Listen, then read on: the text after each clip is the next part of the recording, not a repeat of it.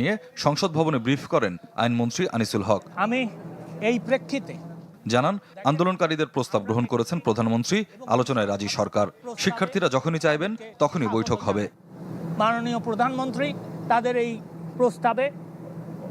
প্রস্তাবকে অভিনন্দন জানিয়েছেন এবং তাদের এই প্রস্তাবের প্রেক্ষিতে মাননীয় প্রধানমন্ত্রী তাদের সাথে আলোচনা করার জন্য আমাকে আইনমন্ত্রীকে এবং শিক্ষামন্ত্রী জনাব মহিবুল হাসান চৌধুরী এমপি তাকে দায়িত্ব দিয়েছেন।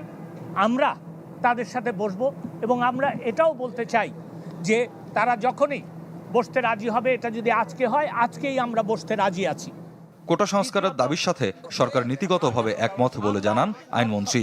বলেন, আদালতের শুনানি এগিয়ে আনার উদ্যোগ নেওয়া হবে। আপনারা বলতে পারেন যে আমরা কোটা সংস্কারের পক্ষে, আমরা অবশ্যই সংস্কারের ব্যাপারে নীতিগতভাবে ঐক্যমত পোষণ করি। শিক্ষার্থীদের আন্দোলন স্থগিত করার আহ্বান জানান আইনমন্ত্রী। যেহেতু সরকার তাদের দিক বিবেচনা করে এই দাবিগুলিতে রাজি হয়েছেন, আমার মনে হয় আজকের থেকে আন্দোলন করার আর কোনো প্রয়োজন নাই।